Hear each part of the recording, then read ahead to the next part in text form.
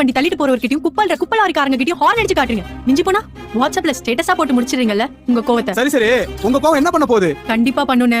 விட்டா நாளைக்கே வாதாட போயிடுவேன். அவ்ளோ வெறி. இந்த வக்கீல் கோட்ட மாட்ட. ஏமா இப்பதானே நீ +2 முடிச்சிருக்க. இன்னும் எத்தனை வருஷம் இருக்கு வக்கீலாவ? அப்புறம் இந்த கேஸ்க்கான எவிடன்ஸ் பாயிண்ட்ஸ் எல்லாம் எங்க இருந்து கலெக்ட் பண்ணுவ? என்ன பண்ணுவ? என்ன நீங்க எல்லாம் இருக்கும்போது நான் என்ன அலைய போறேன்? சரி சொல்லுங்க, மொத்தம் எத்தனை பத்திரிக்கை இருக்குன்னு? என்ன ஒரு 230 இருக்கும். அது போதுமே. அத்தனை ஓட்ட அவ்ளோ பாயிண்ட்ஸ் பண்டிலா கலெக்ட் பண்ணி வச்சிருக்கேன்.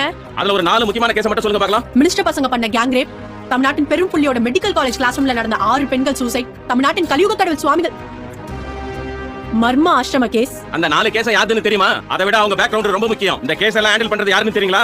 தி Ashok Mithran, number 1 criminal lawyer. இப்படியே பில்டப் பண்ணி எதிர்த்து பேசவே விட மாட்டீங்கல்ல. கொஞ்சம் முன்னேறினா பேசிய முட்டி வச்சிருவீங்கல்ல. அசோக் மித்ரன் அவன்லாம் ஒரு அட்வொகேட்டா?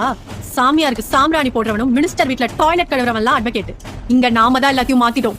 மறுபடியும் நாம தான் எல்லாத்தையும் மாத்தணும். ஏய் சின்ன பிள்ளை எப்படி பேச பண்றா? புத்தம் செய்து சுத்தம் செய்யும் ஏர் முனையும் நாங்கள், ரத்தம் சிந்தி யுத்தம் வெல்லும் வால் முனையும் நாங்கள். எங்கள் மேனியை மட்டும் நீ யோசித்ததால் நாங்கள் வீதி தேவதை அல்ல. ஞானி ஆனாலும் நியாயத்தட்டில் நிறுத்தும் நீதி தேவதை நாங்கள். பதைக்க செய்பவர்களை பழித்திப்பெண் வாதத்தில், பாவிகளையும் இழவைப்பெண் என் பாதத்தில். வெள்ளை நிற நீதி தேவதையை காக்கவே கருப்புடை தேவைப்படுகிறது. கருப்புடை பெண்களை இனி படையாளும், கருப்பு அங்கேயே இனி என் அடையாளம்.